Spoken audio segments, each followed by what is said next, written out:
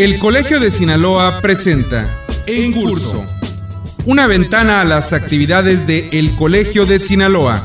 Trabajo, arte, ciencia, investigación, expresión. En Curso. Comenzamos.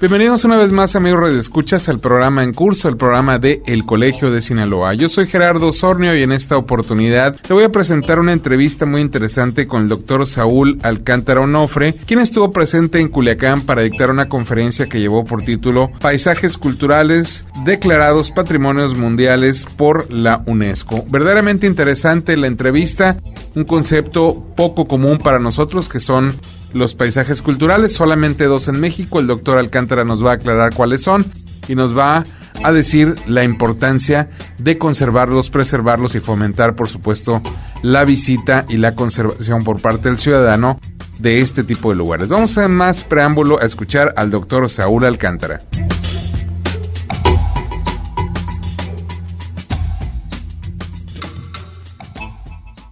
Le damos la más cordial bienvenida al programa En Curso, el programa de El Colegio de Sinaloa, al doctor Saúl Alcántara Onofre, quien el día de hoy nos va a platicar de un tema muy interesante: paisajes culturales declarados Patrimonio Mundial por la UNESCO. Doctor, antes que nada, bienvenido, un verdadero placer que nos acompañe y le agradezco los minutos que nos ha obsequiado.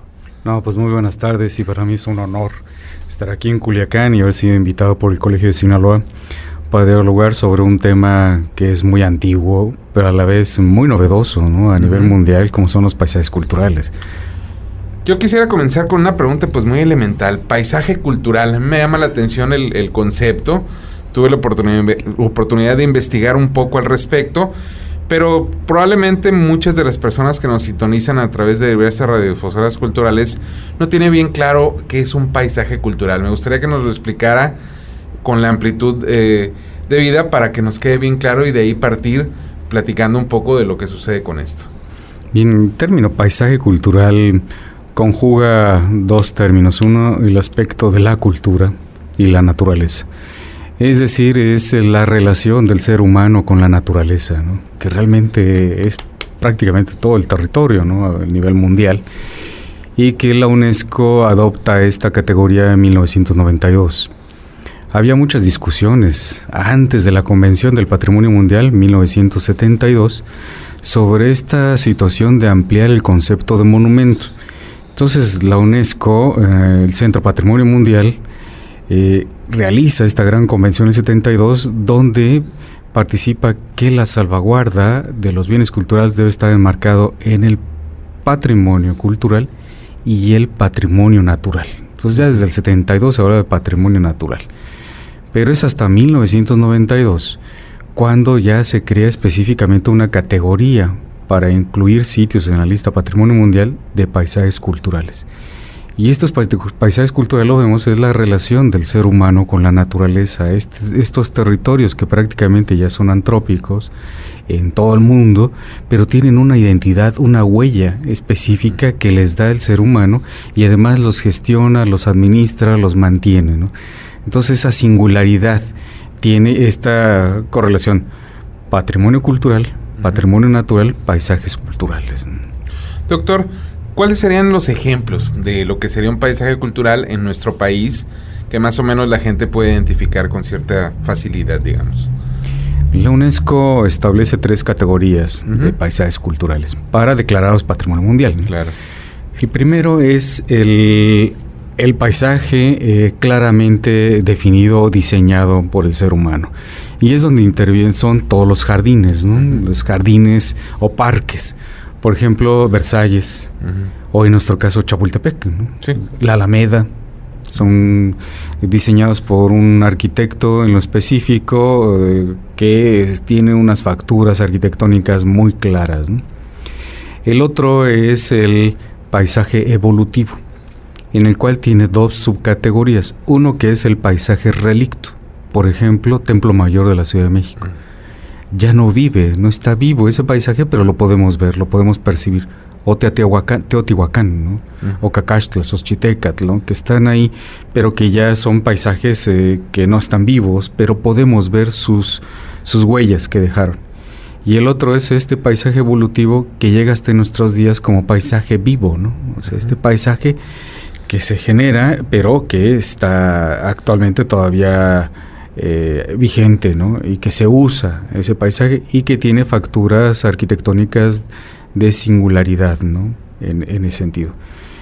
El otro paisaje es el asociativo, que no necesariamente tiene que conjugarse con la arquitectura o que tenga rasgos arquitectónicos o que existan edificios, sino simplemente una ruta de peregrinación o un lugar sagrado en el que hay que ir a orar, como la ruta de los huicholes, ¿no? O unas grandes montañas en África que están ahí y uno va a hacer ceremonias. Otro en México, por ejemplo, está el volcán de Popocatépetl y el volcán del Iztaccíhuatl. Y por en medio de estos dos pasó Cortés hacia la hacia la Gran Tenochtitlan. Entonces este es un paisaje asociativo, aunque no tiene facturas arquitectónicas, pero es el paso de Cortés. Entonces, por lo tanto, se considera un paisaje cultural. Sí, hay una historia ahí que preservar. Sí, o que vivió un cierto personaje en ese paisaje y que está ligado con la historia del territorio, ¿no? Doctor, ¿qué tan complicado es el proceso para que un paisaje natural sea declarado Patrimonio Mundial por la UNESCO? ¿Cuántos años lleva? ¿Hay que hacer una propuesta? ¿O cada país propone los propios? ¿O alguien en específico los busca y los propone a la UNESCO? ¿Cómo es el proceso? En primera instancia es de que el país tenga interés sobre ese patrimonio. Si el país tiene interés en salvaguardar ese patrimonio, lo inscribe en la lista preliminar del país. O sea, México, por ejemplo, si quiere declarar Sinsunza, Michoacán, como un paisaje cultural, entonces tiene que incluirlo en su lista preliminar como país, ¿no? Posteriormente, el mismo país hace la propuesta a Patrimonio Mundial para incluirlo en la lista de Patrimonio Mundial, ¿no?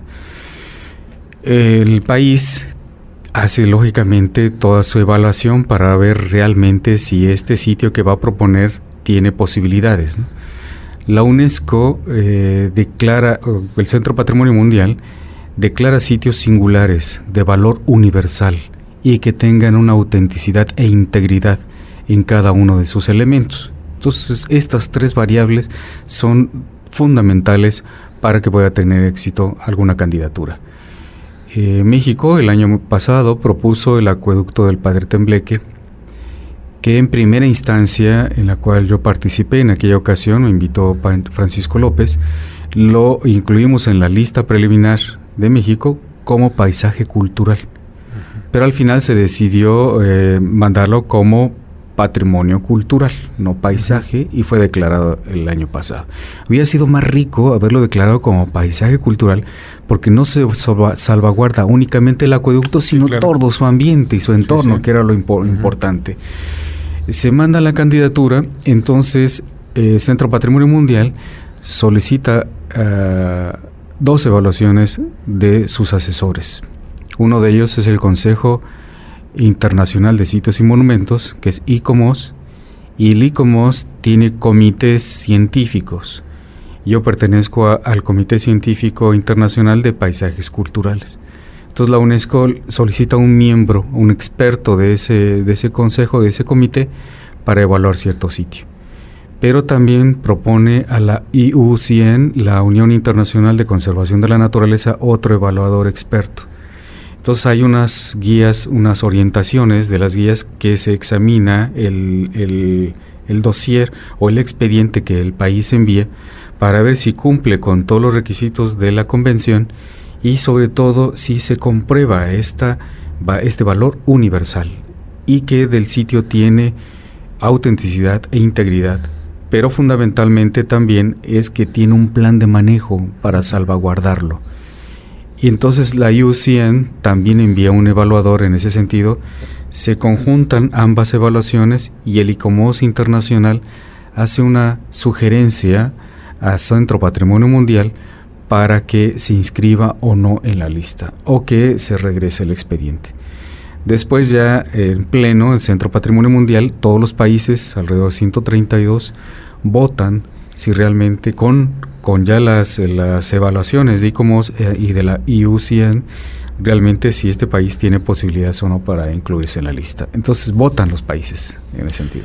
¿Qué beneficios, digamos, tangibles o directos representa para un lugar o para una población que cuenta con la aprobación de la UNESCO con respecto a lo que es un paisaje cultural? Es decir, por ejemplo, en Sinaloa hay pueblos mágicos, hay uno por lo menos que yo me acuerde, y de alguna u otra manera, bueno, pues al momento de esa declaración hay cambios sustanciales, la autoridad se hace cargo de algunas cosas, en fin. En el caso de los paisajes culturales, ¿cuáles son los beneficios que recibe el lugar, primero que nada, y el contexto? En primera instancia, el reconocimiento mundial, ¿no? De que es un sitio que se tiene que salvaguardar, que tiene valores universales y que pertenece a la humanidad, ya no al país, sino a la humanidad. Entonces tiene ojos vigilantes, ¿no? De todo el mundo. Y otra es que hay bastantes turistas ahora que ya se dedican a recorrer sitios patrimonio mundial. Entonces el turismo se convierte en un atractivo turístico. Se convierte en un atractivo turístico, pero también en que ese paisaje cultural será muy difícil que se pueda destruir, ¿no? Que pueda desaparecer, porque está la UNESCO detrás de esto, y además si tiene alguna problemática este sitio, la UNESCO puede conseguir fondos de otras organizaciones de las Naciones Unidas o de otros entes para poder ayudar a este país para que ese sitio pueda salvaguardarse. Lo más importante es el reconocimiento mundial, y la otra es también que las personas que viven o que hacen ese paisaje también se reconozcan como patrimonio mundial. Y entonces en ese sentido el sitio permanecerá, ¿no? Hay un sitio en Alemania, recuerdo ahorita su nombre, pero salió de la lista de patrimonio mundial y pasó la lista en riesgo, pero el país también lo solicita. Caso patético de México es las chinampas de Xochimilco, ¿no? Este paisaje cultural que fue declarado como patrimonio cultural, pero en realidad es un paisaje cultural, ¿no? Que está agonizando, ¿no? Que hay un ecosistema y una presencia humana muy notoria, ¿no? Sí, y que Xochimilco proveyó de hortalizas y flores a la Gran Tenochtitlán y a toda la historia de la Ciudad de México, del México virreinal, hasta la época de don Porfirio, que cuando corta el canal de la viga y ya no hay esta... Sí, las acequias originales son eliminadas, ¿no? Sí, son eliminadas. Y Xochimilco se declara en 1987 Patrimonio Mundial, y de ese 100% de chinampas productivas, hoy día solamente perviven el 20%. La UNESCO tiene muchísimo interés en este patrimonio. Ha dado recursos para hacer un plan de manejo, pero desafortunadamente no hay eco en la administración pública para poder actuar en la salvaguarda de este patrimonio. Tenía muchos manantiales Xochimilco, de lo cual se alimentaban todos estos grandes canales. Ahora es nada más de la planta de tratamiento del Cerro de la Estrella, y el agua está sumamente contaminada. Ya no hay una producción agrícola lacustre importante como era anteriormente. Pero la UNESCO tiene mucha atención sobre esto y ha habido coloquios internacionales sobre lo mismo, publicaciones, pero el país tiene la iniciativa para poder intervenir en el sitio, ¿no? Con apoyo de UNESCO. Entonces, el tener el obtener el privilegio de estar en la lista, ese paisaje realmente se convierte en patrimonio de todos. Y recibe la atención, por supuesto, de la UNESCO, pero de los gobiernos locales, indudablemente, ¿no? Sí. O debe al menos recibir la atención. Debe recibir la atención y tener un plan de manejo estricto para poderlo salvaguardar.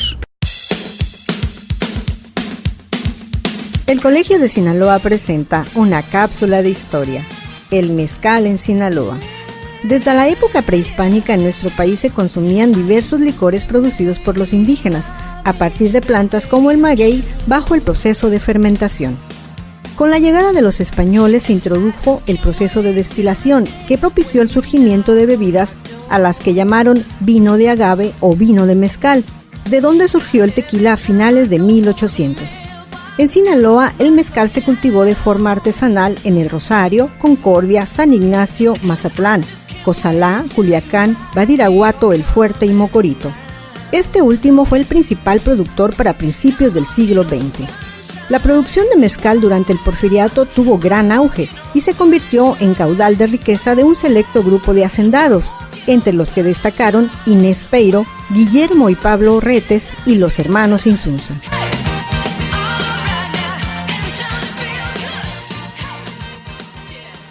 Este programa es apoyado por el Consejo Nacional de Ciencia y Tecnología.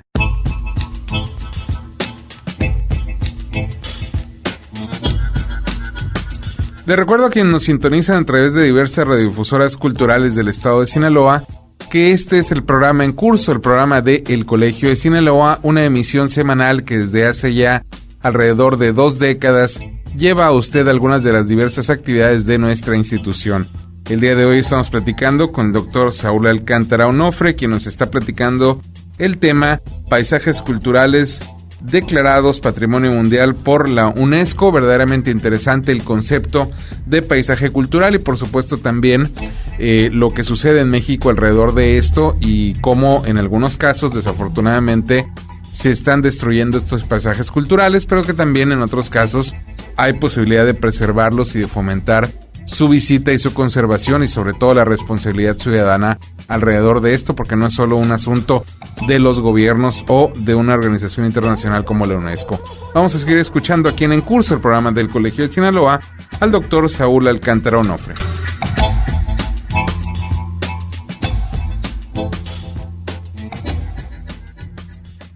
En México, ¿desde cuándo tenemos este tipo de denominaciones de paisajes culturales ya oficialmente aceptados por la UNESCO y aceptados también por nuestros gobiernos federales y locales? El paisaje agavero y las antiguas industrias del tequila. Bien. A mí me tocó la evaluación documental por parte de ICOMOS Internacional. Fue el primer paisaje cultural en México declarado Sitio Patrimonio Mundial, que es espectacular. Debe ser. Es espectacular ver esos agaves con sus hojas turgentes así y un azul pálido que tienen esta identidad de todo el territorio, ¿no? Y el cerro de Tequila también, que provee el agua, el encino y que le da una característica única en el mundo, ¿no? El otro sitio que se ha declarado son Lambiteico y Yagul en Oaxaca, y con unas cuevas donde aparece un maíz de 7,000 años que también se declara como paisaje cultural, que está intacto, está auténtico y es extraordinario. Son los únicos 2 sitios Patrimonio Mundial. Pero a su pregunta quiero mencionar lo siguiente, que México tenía una ley muy avanzada de salvaguarda del patrimonio cultural, que era todavía hasta el año 32, la Ley Federal de Monumentos, Zonas Típicas y Bellezas Naturales. Estábamos más adelantados que la Convención de la UNESCO del 72 de Patrimonio Cultural y Patrimonio Natural. México, en 1932, tenía la Ley de Zonas Típicas y Bellezas Naturales. Sí, la consideración de las 2 posibilidades. Sí, se declaraba un apantle, se declaraba un árbol, una fuente, un jardín, una plaza, se declaraba monumento. Entonces estábamos a la vanguardia. En 1934 España empieza a declarar jardines históricos. Nosotros ya lo hacíamos desde antes. Desafortunadamente la Ley Federal de Monumentos y Zonas Arqueológicas y Monumentos Históricos y Artísticos del 72 dejó fuera las zonas típicas y las bellezas naturales y dejó en la indefensión total al patrimonio paisajístico, a los jardines, a los parques, a los árboles, los dejó fuera. Se trasladan a las leyes medioambientales, pero las leyes medioambientales tratan asuntos de mayor envergadura y de territorio, ¿no? Entonces han quedado en la indefensión nuestros jardines y nuestros paisajes. Yo pienso que debe actualizarse la ley del 72 y nuevamente incluir esta categoría, ¿no? Doctor, y en el caso de México debe haber una cantidad más o menos grande o bastante grande de posibilidades de otros sitios. Usted ha mencionado muy claramente los 2 que ya lo son, pero ¿qué otros sitios podrían ser así de buenas a primeras en su amplio conocimiento del asunto, quizá considerados para ser por lo menos evaluados por la UNESCO, no sé si este año o en años venideros, pero cuáles serían algunos de los que usted, a criterio personal, considera que merecen la evaluación por lo menos, ¿no? Sin lugar a dudas, el Paso de Cortés. El Paso de Cortés, porque bueno, fue fundamental en la historia de esta nación, claro. Este sincretismo, ¿no?, de dos culturas y este gran paisaje emblemático que todavía lo podemos observar y está primigenio. Bueno, ha cambiado mucho el cráter del Popocatépetl, ¿no?, por sus fumarolas y todo esto, pero está intacto. Entonces yo creo que es otro de los sitios emblemáticos porque esto generó una nueva cultura, ¿no?, con este sincretismo importante entre el México antiguo y el México del virreinato. Creo que es otro sitio importante. La ruta de los huicholes. La ruta de los huicholes, que hacen estas ceremonias interesantísimas en todo el territorio, en las montañas, que es increíble. Yo tuve el privilegio de ser director técnico de la Coordinación Nacional de Monumentos Históricos en el Instituto de Antropología e Historia, y en ese entonces iniciamos un catálogo de paisajes culturales con todos los centros SINA, que es la virtud que tiene el instituto. Empezamos a solicitar información de sus paisajes culturales, y entonces llevamos un primer listado, digamos un inventario, alrededor de 800 sitios con valor relevante desde el punto de vista paisajístico, ¿no?, desde jardines, desde parques o territorios un poco más amplios. Yo pienso que es una labor que debería de continuarse. No se puede amar lo que no se conoce. Claro. Entonces, en primera instancia debe hacerse ese gran inventario a nivel territorio y después el catálogo de esos paisajes culturales. Es muy importante. Ya el ICOMOS internacional, nuestro comité de paisajes culturales, que está en la página web www.icomos.org, y se va uno ahí a ICOMOS IFLA, encuentra uno una ficha de catálogo de paisajes culturales que se puede retomar en los diferentes estados de la República y empezar a catalogar nuestros paisajes, que es fundamental. Como ciudadanos comunes, ¿cómo podemos identificar y en todo caso cómo podemos ayudar a la preservación de estos sitios, aún muy al margen de la certificación de la UNESCO? Porque de repente se lo comento porque en muchos lugares pasa, y Sinaloa no es excepción, de repente se identifica algún monumento histórico y se piensa que talar, derrumbar, derruir todo lo que está alrededor, que es natural, es preservarlo. ¿Cómo podríamos los ciudadanos decir, bueno, cómo vamos a ayudar a conservar el monumento histórico, pero también su contexto, que usted nos ha aclarado, que es tan importante y forman un concepto ya muy especial? Precisamente lo que usted dice, eso dio origen a la Convención de 72, Patrimonio Cultural y Patrimonio Natural. No puede salvaguardarse un monumento desde el punto de vista aislado. Surge en un contexto, surge en un entorno, surge en un paisaje, y hay que salvaguardar su paisaje. En muchos casos ya es muy difícil recuperarlo. Bosque de Chapultepec. Sí. No podemos tumbar todos los edificios de Polanco. Entonces, no. Y bueno, ahora el nuevo Polanco menos, ¿no? Sí. Entonces ya no es factible en ese sentido por la evolución de la misma ciudad, que es dinámica, ¿no? Pero yo creo que con normas estrictas sí se puede salvaguardar. Por ejemplo, Aranjuez, el Parque Real de Aranjuez, su propio entorno, ¿no?, también está ya muy tergiversado por el crecimiento de la ciudad. Pero ya empiezan a haber regulaciones muy estrictas alrededor de sitios patrimonio mundial para que no destruyan ese valor universal que pertenece a la humanidad. Claro. Entonces hay que ver el edificio, el monumento o el árbol incluso en todo su entorno, en todo su contexto, ¿no?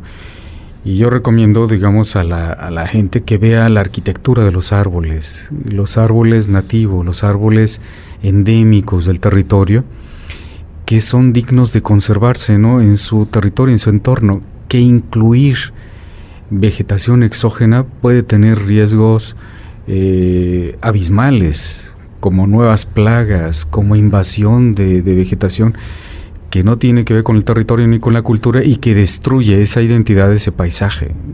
En los edificios, por ejemplo, incluye una piedra distinta, puede cambiarse después, ¿no? Si es de una cantera X y le metemos otra, bueno, se puede quitar y poner otra cantera y sigue el edificio, ¿no? En el caso del paisaje, no. El traer una palmera de otro sitio, como de Madagascar, que puede traer una plaga X y puede acabar con todas las palmeras del territorio. Y ya es dificilísimo poderlo controlar. Entonces hay que estar muy atentos en el paisaje porque está realizado con seres vivos, tanto el ser humano como la vegetación. Doctor, pues el tiempo se nos ha agotado, pero estoy seguro que muchas personas que nos han sintonizado el día de hoy se llevan muy claro el concepto de paisaje cultural y seguramente también se lleva muy claro la importancia de preservar estos lugares, de fomentar su visita y su conservación, por supuesto, no se diga. Yo le agradezco mucho estos minutos que nos ha obsequiado. No sé si tenga algo más que agregar antes de despedirnos. No, al contrario, para mí un agradecimiento eterno al Colegio de Sinaloa, un ente de gran prestigio que se dedica a la difusión de la cultura y que me haya invitado para dialogar con ustedes en torno a esta pasión del paisaje, ¿no? de los jardines, de los árboles, en fin, de todo aquello que puede agradar nuestra vista, ¿no? Y que nada más hago un énfasis de que el paisaje es un derecho de todos.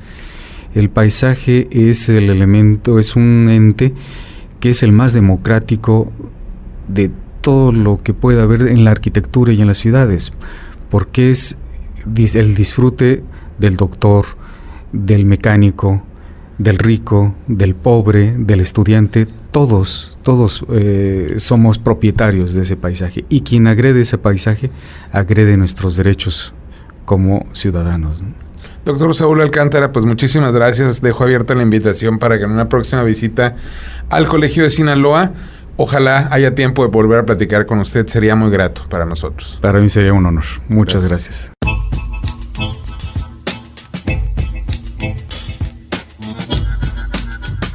Hemos terminado el día de hoy nuestro programa. Nos quedan unos pocos segundos para agradecerle, por supuesto, que nos haya escuchado en esta entrevista con el doctor Saúl Alcántara Onofre.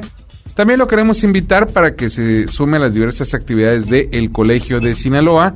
Para obtener información de horarios y días precisos de las actividades de nuestra institución, puede acudir en la ciudad de Culiacán a la calle Antonio Rosales 435 Poniente, código postal 80,000, o también llamar en la capital del estado sinaloense en horas de oficina a los teléfonos 716-1046 y 716-1050, ambos con LADA 667, o desde cualquier punto puede obtener información de El Colegio de Sinaloa tecleando en la red www.elcolegiodesinaloa.gov.mx. También puede obtener información si pide eso a través de un correo electrónico en coldecin@yahoo.com.mx. Yo soy Gerardo Osornio y esto fue una emisión más de En Curso, el programa de El Colegio de Sinaloa.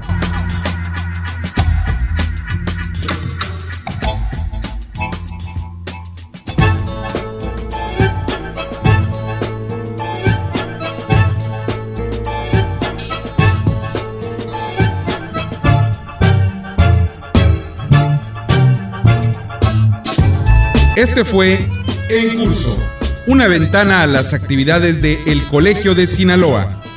La próxima semana, usted tiene una cita a la misma hora en esta misma estación con En Curso, el programa de El Colegio de Sinaloa.